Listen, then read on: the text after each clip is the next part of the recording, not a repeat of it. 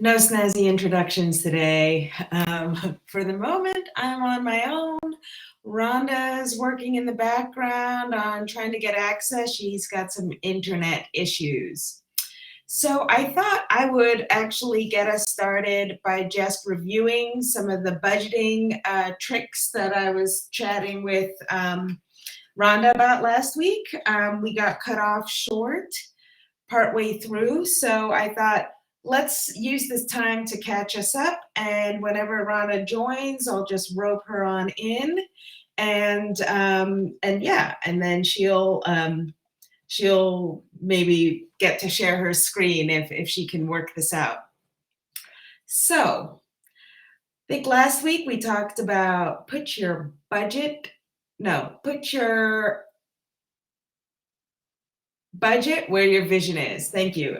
I had those reversed. Put your vision where your budget is, which I guess that could help too, except I think sometimes we have limiting beliefs. So what we want to do is put our budget where our mouth is or our vision is.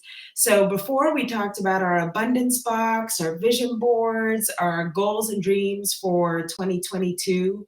And actually, after last week's show, I went into my own budget, which is a lot more complex than the one that we started, and which is a lot more complex than I think like most people's home budget is. But if you're just starting a business, you might want to consider budgeting because it is one way to make sure that you have like a clear view of your inflows and your outflows. And you can also separate those categories out in your budget so that you can see what's your, living expense and what's your business expense.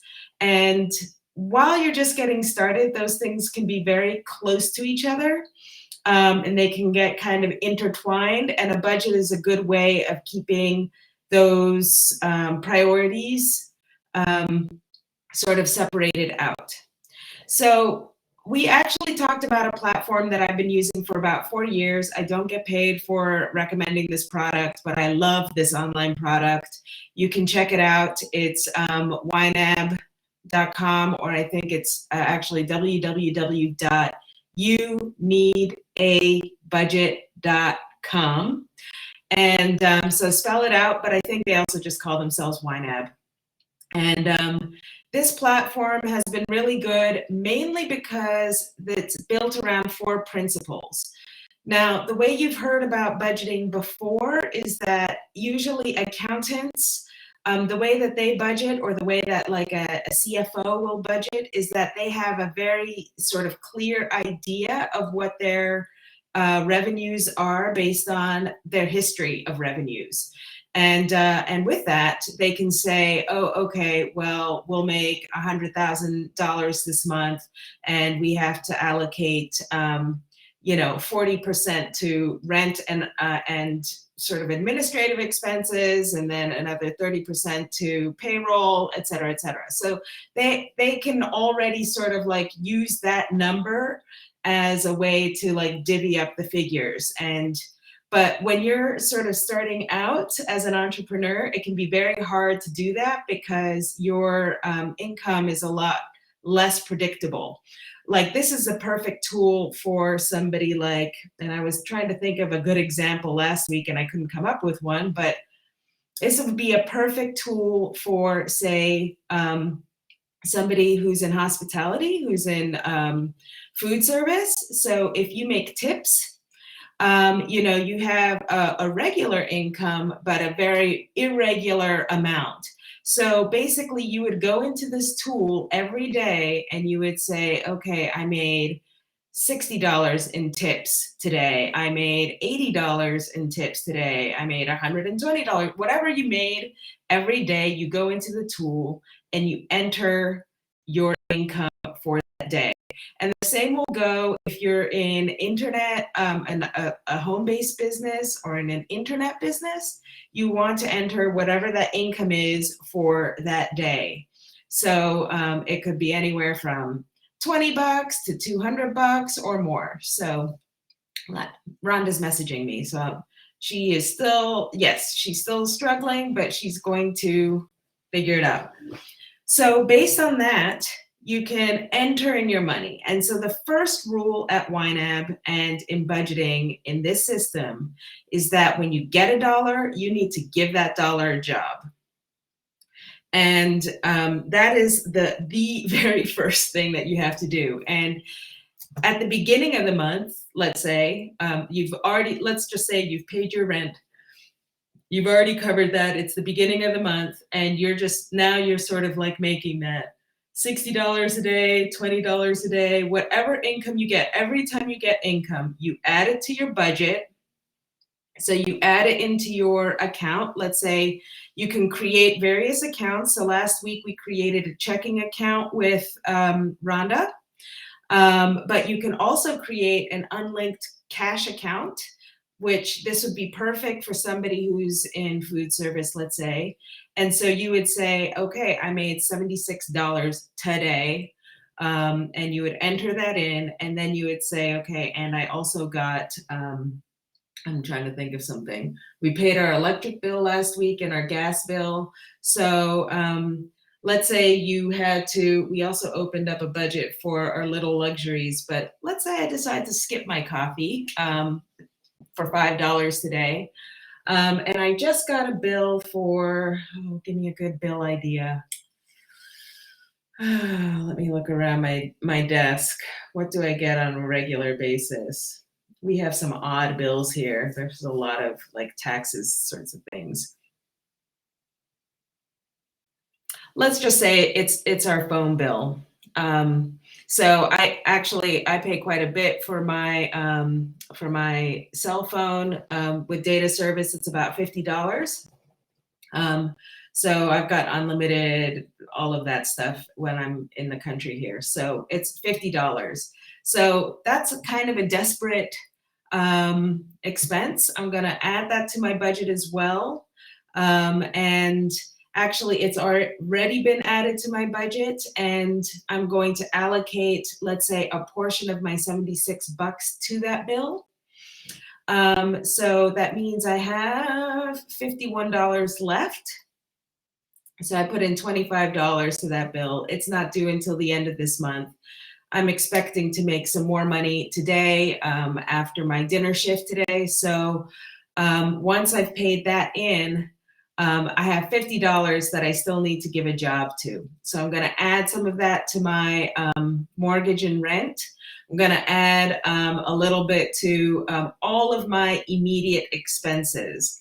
So those are like the super critical ones. And actually, Crystal was on here last week, and she outlined a bunch of things that she has set up in her immediate expenses. She's got gas, insurance, gifts. I wouldn't put gifts under immediate expenses, but I would put them under true expenses. We'll talk about that again. Her mortgage, health and medical, pets. That's also, I think, something I would put under true expenses. So it's not something that like you desperately need, but it's something that's sort of like in that second level of importance. Entertainment already starts going into like that third priority level. Eating out, clothing, TV, office subscriptions. Oh yeah, I forgot cable subscription. So that's basically how she has, and she actually has her own Excel spreadsheet set up, which I think is awesome. Good on you. Yeah, keep us in the loop on how that's working for you. I'm going to send Rhonda a quick link to see if she can join us. Keep us in the loop on how that's working for you. I have found personally that Excel sheets got a little bit complicated for me because I really do have a very long list of things. For example, I have city taxes. We don't get taxes pulled from our income here. So yeah, I have to put those monies aside, and they only send you a bill like once every 2 years. So you really do have to put that money aside. Otherwise, if you're like me, you're going to have a nasty wake-up call one day that you owe 5 figures in taxes, which happened to me a few years back. So let's go back. First rule of you need a budget is give every dollar a job. As soon as you get paid, give it a job, allocate it in your budget. I don't really care how you allocate it. I think a strict accountant would say, well, we said that your budget, you would allocate 50% of that to your, housing or what have you. I say I do whatever's most comfortable for me. And I also do it based on the, let's say, urgency of the bill. However, you'll find out that once you've been budgeting for a while, and as you sort of like keep track, especially of your income, that you have to then use your budget and consult your budget every time you make a payment. And this will become second nature to you. And this is why I love this program, because you make a payment, you consult your app, and it's great because I've got an app on my phone. So I consult my phone and I say, oh, do I still have money in the budget for this, latte? Yes, okay, I'll buy it. Or oops, no, sorry, I didn't mean to waste your time. Take that latte back, please. Yeah, so basically that's how you work that out. Lesson number 2, which would be just one hand. Embrace your true expenses. Be real with yourself about your true expenses and be specific. We talked about this a little bit last week. I find that being specific about your true expenses is better than being vague. And by that I mean, don't just put a line item in and it looks like Crystal's done that too. Don't just put a line item in your budget, whether it's an Excel spreadsheet or whether it's a program like this that says, emergency fund. Emergency fund is vague. It doesn't mean anything to you, and you'll probably never put money in there. But if you put it in, your pet care fund, and you know that you have to go to the groomer once a month to get your dog a trim, then, put it in there. And then maybe you end up putting in $1 a day or, $3 a day. I have no idea how much that sort of thing costs. Same goes for like if you recently changed your tires, then you have a general idea of how much winter tires cost you. And to replace them, like here, we have to change them annually. We have to change our tires, but we don't have to buy them, thank goodness, annually. So, if you just bought some winter tires and it, cost you round about, I don't know, $600 for all 4, then put it in your budget and then set a date that like the next time you might have to get a new set of tires is, in 4 or 5 years, depending on how much you drive. Also, holidays. Now, this is where I think budgeting can be really fun. And I started to play with my budget because I have decided to go on a cruise at the end of this year. And it will set me back, probably me and my husband back, a nice hefty 4 figures. So that's something I do want to plan for. And it becomes so much more real when you plan for it. So I'm looking at something that's going to be upwards of $6,000, like $6,500 for me and my husband. And so I, like the nice thing about this program is I can put in a date when, certain monies are due. And it already does all the math for me. And then I can kind of decide, okay, like this is going to go on my 3rd priority list. I had done this a few years back for also a cruise experience. Gosh, this was a while ago. And actually that first time I couldn't make it. But I wanted to make it for the following year. Hey, Rhonda. Keep going. Yes. I was just telling them about the time that I budgeted for a very hefty cruise. Was unable to make it, but I had already saved up over half of the monies required. So the cost for that cruise was it was upwards of $6,000. and I had saved up like 3,000 whatever, and I had to cancel at the last minute. So what did that mean for me? I had to basically, I could push the balance of what I had saved in my budget for the following year, which meant that now for the following year, it made it so much easier to save up because I had a whole year to save up only half of that amount. um, and so like things just worked out really well for me in that way. But you could also say I have to cancel and then just use that money to do something special that's different. Your budget doesn't care. So how are you, Rhonda? Did you play with your budget a little bit over the last week? I did. I'm still working on it because I'm inputting everything from Quicken into the budget, and it's taking a long time. So Uh-huh. I have a meeting with a banker this morning because my plumbing went kaput. My ceiling needs repaired. All the power in my kitchen went out. Oh my God. None of this is budgeted. Let's see what else. That would be a great example of a true expense, folks. Yeah, I have been stressed out and working feverishly to move money around Yeah. to get this paid for because just the plumbing repair alone could be as high as $1,800. So, Wow.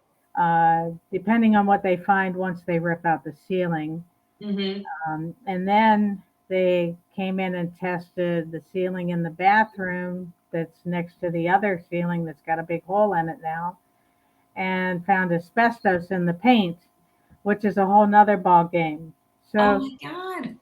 yes, and I have been scrambling, and back in a good place today after being part of the um, a group I'm in yesterday, AC3, and the topic was fear. So Uh-huh. I felt better after that, and I'm focused. Well, I'm actually really glad that you brought this topic up. I'm sorry that you're going through all of these changes. I knew it would be good for today's show. Yeah. But you can imagine the expletives that came out of my mouth when the refrigerator stopped working yesterday morning. Oh gosh. So I found a grounded extension cord, and I've got it hooked into a plug around the corner. Okay, good. Good, good, good. Good. Yeah, And you clearly do have electricity unless you're running on battery only. That's no, dedication if so. yeah, it's been crazy. So yesterday I tore out because I needed to burn off some steam. So I tore out the vanity in the upstairs bathroom, which I had already disconnected the plumbing to replace it. But with the vanity, I can barely get by to go to bed. Mm-hmm. I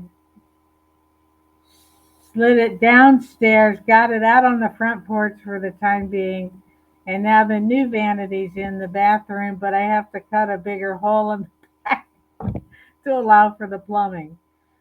So Well, that's in actually, addition to everything else that's going on. But that's not an issue. But I had to do something yesterday that was constructive towards reaching a goal, achieving something. So um, I was able to do that, and I felt better.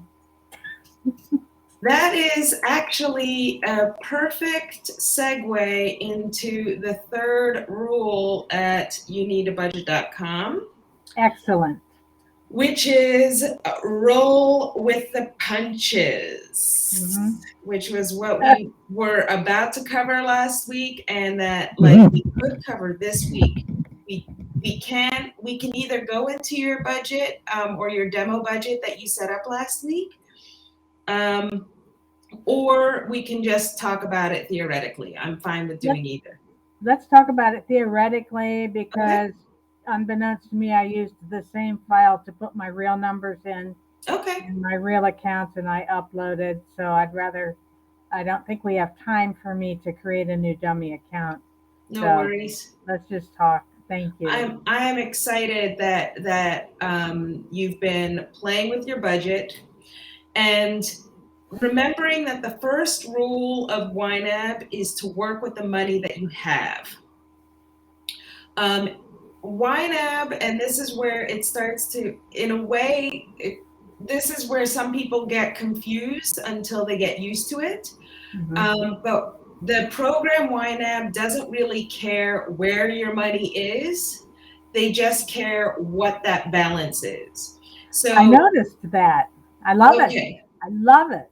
okay, good. I mean, I have to say I struggled with it at first because I grew up in a place where, or I grew up in a family, both of my parents were savers.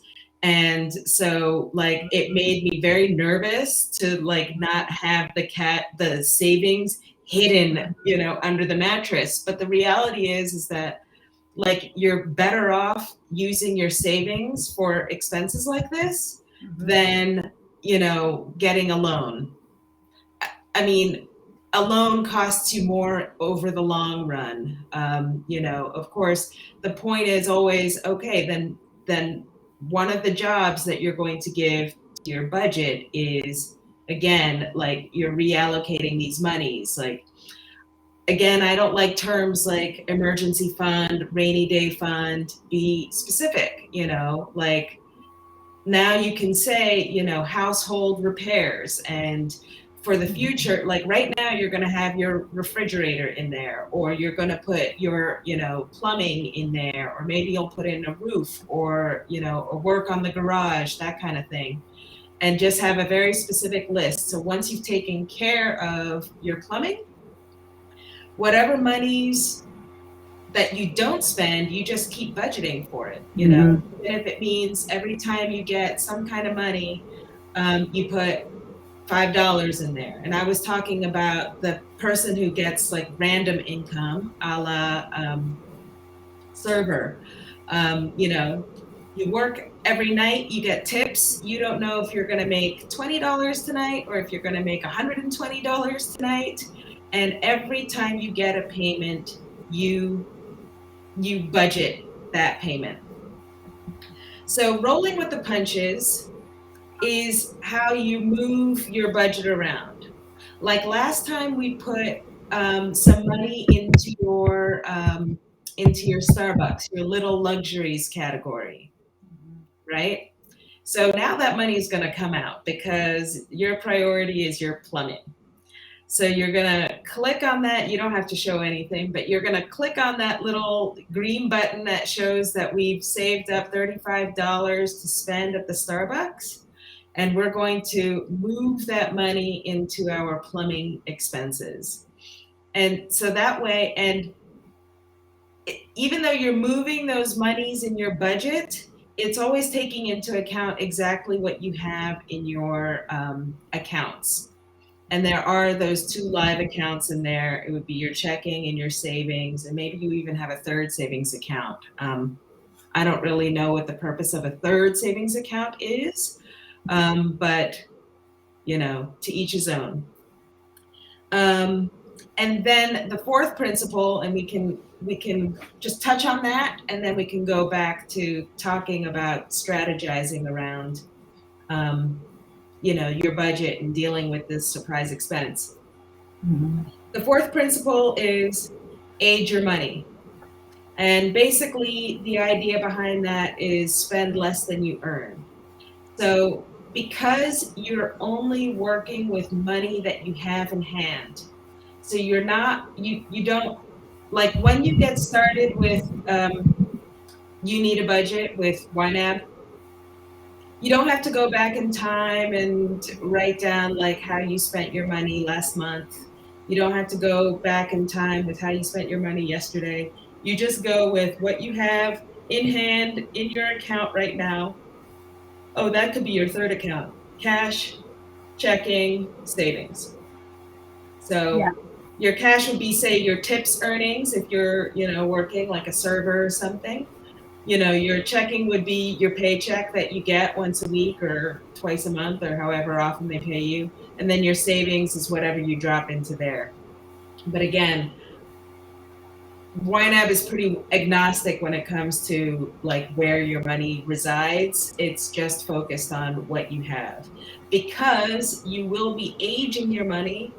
And because you will be aging your money, you're going to start seeing that over time your accounts, they're growing because you're always consulting your budget whether you have the monies budgeted for this next purchase you're about to make. And so going back to your third point or your challenge, which is rolling with the punches, is now you can look at like what monies did you allocate. Your true expense is, has kind of like ratcheted up in the priority scale. So my guess is that your top two priorities is going to be your mortgage and your house repairs. And like everything else is going to start shifting in that direction, right? Your Starbucks, you might even be able to push back a phone bill. You want to keep the lights going, so pay the electricity. You might even be able to defer your tax payments, like I have monthly tax payments that I have to make.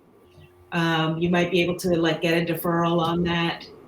If you have like an education loan, you might be able to get a deferral on that. And you can also indicate that in your budget so that you can change like the timing that you have in your budget. Have you already worked on adding your mortgage to your budget? Well, that was the first thing. Okay. Yeah. And you saw that you had like you put in the final date. It also calculates the interest and the principal. Yeah. Yeah. I think it's really cool because like I can now see if I pay an extra $100 that I can actually shave off a couple months from my payments. And that sort of thing is, inspiring for me. Yeah. Anything else you want to share about your experience besides like besides the disappointments? No, I No. think I've said it all. Yeah, Um, uh-huh. that's all I've been doing for 2 days is working on this budget, Mm-hmm. looking things over, seeing what I can move over, and I'm going to make a phone call at 10:30 this morning. So Mm-hmm. I'm going to discuss options. Cool.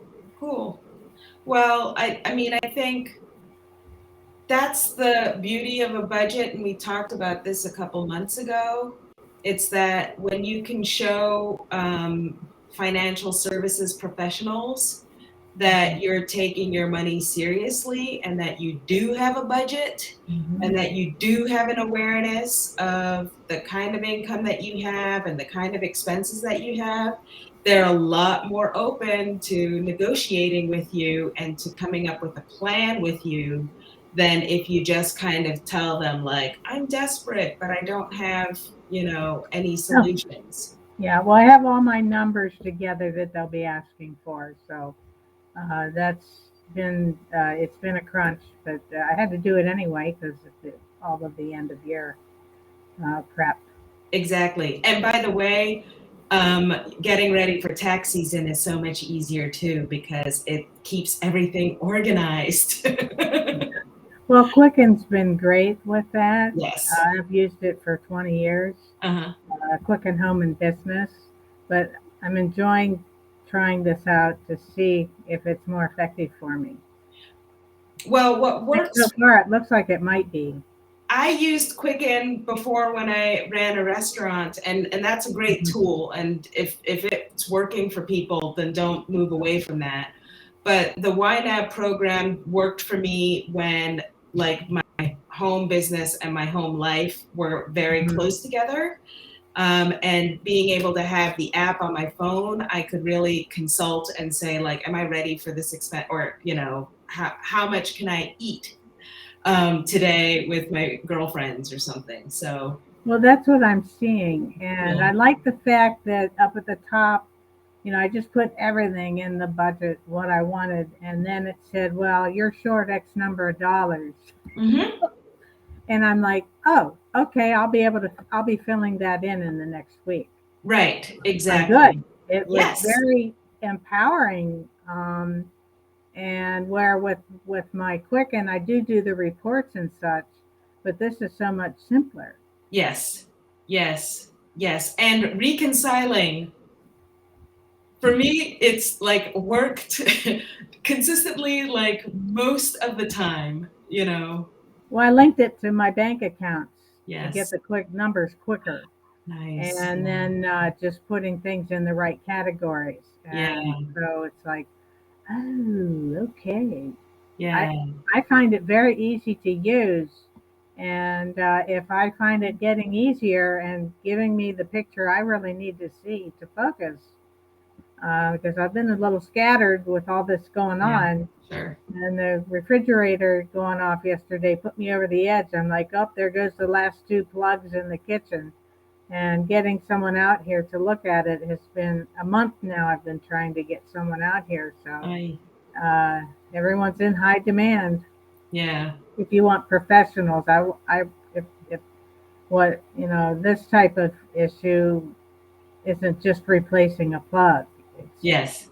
it needs, No, I you want, want someone who's licensed to do that. So. exactly. We don't want any fire hazards. No, no, we don't. Well, we're going overtime.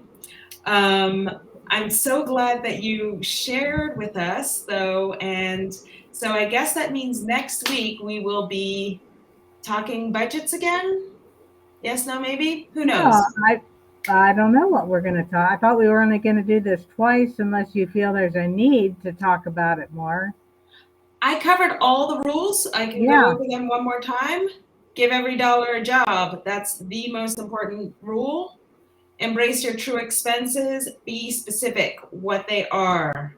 So no emergency fund, no miscellaneous topics. right. Be specific. Number three, roll the punches means work with your budget, not with money you have in your bank account. Work with what you have budgeted. And then four is age your money. That kind of comes with time, but it will happen. And all of a sudden you're going to be like, oh my God, my bank balance is so high, but my budget only says this much. And that's because you've been budgeting very well and you haven't been spending more than you earn. And this YNAB is actually less expensive than my Quicken Home and Business. Oh, really? The annual subscription is lower. Yeah, Ah, that I looked at too. I On didn't. Frequent Pink. Yeah, I didn't notice. Oh, that's good. That's good to know. So Yeah, I find it a really user-friendly tool, very intuitive, and it's not so difficult. I would agree. Huh? You would? I would agree definitely. Okay, cool. Yeah. And I'm a And you, diehard home and business, Quicken Home and Business fan. And so far, I'm finding this, I like this much better. Uh, yeah, you can we'll do see. some I'm going to be comparing for a while, but cool, cool. Yeah, like maybe in a couple months or in a few weeks, we can look at some of the more sophisticated functions because you can sure. add your 401k, like money that you really can't access. You can Right. add, you can add a line of credit or a mortgage or a credit card. And that also moves your money around for you so that it'll even tell you how much you can pay.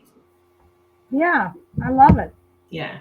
So anyway, thank you so much. You were watching Cooler Talk with Rhonda and Cynthia, and we'll see you next week with who knows what topic. So until then, Ciao.